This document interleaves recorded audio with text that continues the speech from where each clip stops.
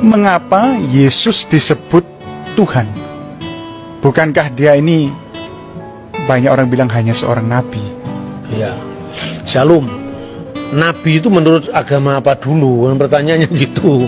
Kalau nabi menurut agama Islam misalnya ya, seorang yang menerima wahyu Tuhan tidak wajib menyampaikannya kepada umat. Kalau Rasul, seorang menerima wahyu dan wajib menyampaikannya kepada umat. Itu kan Islam. Di dalam Kristen, nabi itu berkaitan dengan kata pengkabar atau haroeh, pelihat. Jadi nabi itu sesuatu yang memiliki nubuat untuk masa depan yang belum terjadi. Makanya disebut dalam bahasa Yunani prophetes.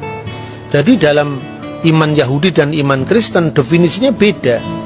Nah, makanya Yesus itu hanya nabi. Kenapa disebut Tuhan? Pertanyaan harus diurai dulu makna nabi itu apa, gitu. Tidak boleh kita kemudian memaksakan definisi kita kepada orang lain. Nah, ketika saudara Muslim mengatakan bahwa Isa itu Rasulullah, Musa itu Rasulullah, lah tiba-tiba lihat Paulus Rasul, lah ini Rasul palsu ini. Istilahnya sama tapi pemanaannya beda. Dalam ajaran Yahudi dan Kristen itu Musa tidak pernah disebut Rasul, tetapi Nabi. Gitu. Abraham disebut Nabi, tetapi tidak pernah disebut Rasul.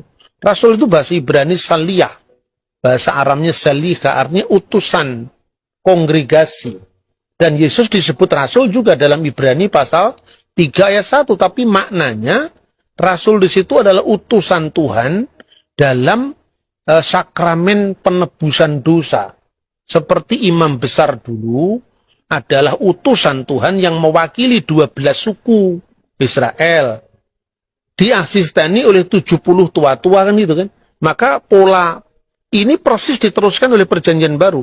Yesus adalah imam besar perjanjian baru, makanya dia disebut Rasul, mewakili 12 suku, sekarang dirohanikan.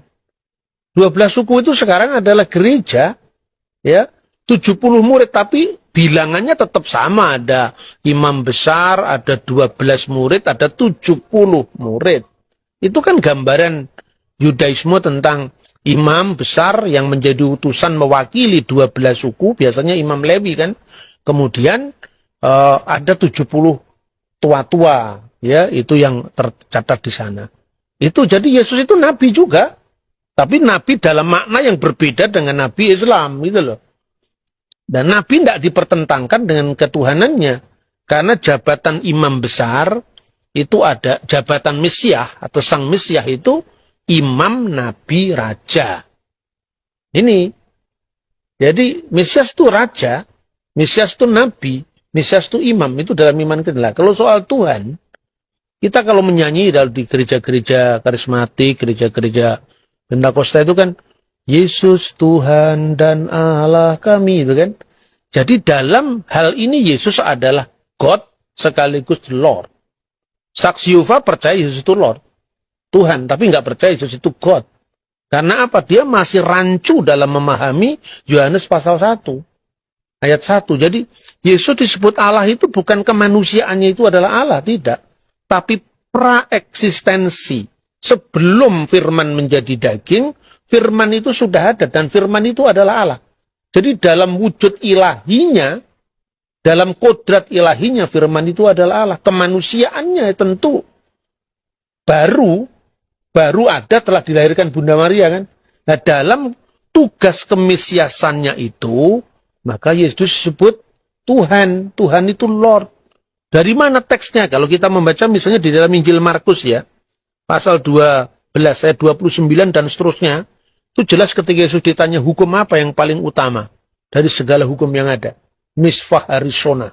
Itu yang pertama, Shema Yisrael Adonai Elohenu Adonai Echad. Shema Yisrael Adonai Elohenu Adonai Echad. Dengarkanlah wahai Israel, Tuhan Allah kita, Tuhan itu esa. Itu yang menunjuk kepada Godhead, keilahian, divine of Jesus Christ. Jadi Yesus itu anak Daud, betul, secara daging. Makanya Injil Matius diawali dari inilah silsilah Yesus Kristus, the book generation, ya, Sefer Toledot Yesua HaMasiah. Buku generasi, buku silsilah Yesus Kristus ben David, anaknya Daud ben Abraham.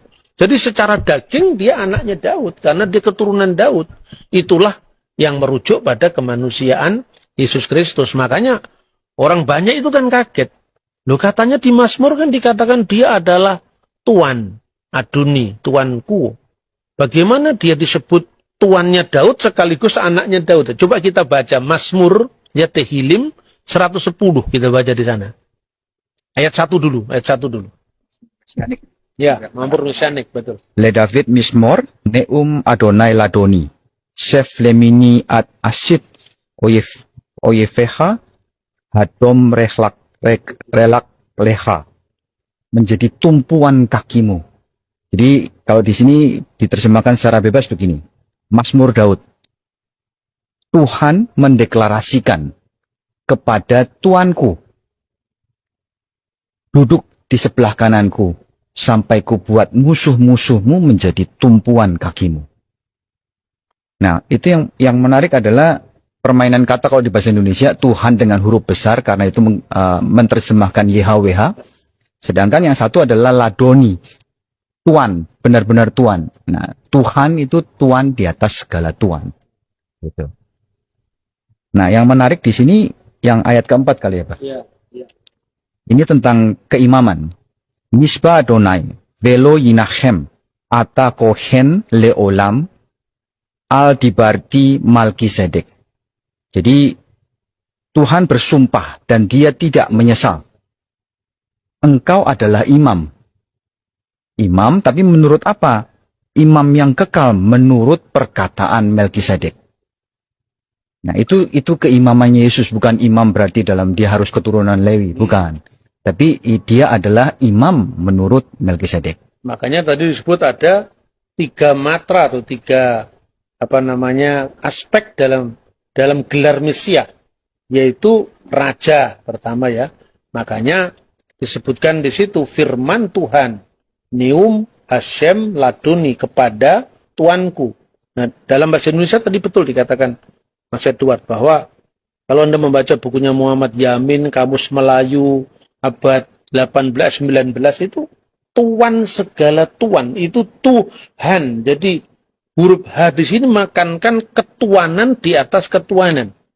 Jadi penguasa segala penguasa. Dalam makna ini Yesus disebut Tuhan. Duduklah kamu di sebelah kananku. Apa konteksnya? Bukan berarti ada 2 kursi, terus Allah di sebelah kiri, Yesus di sebelah kanan. Bukan seperti itu. Itu artinya apa? Ruang Maha Kudus, tempat sekinah ilahi, artinya kehadiran ilahi, itu sebelah kanannya adalah istana Daud.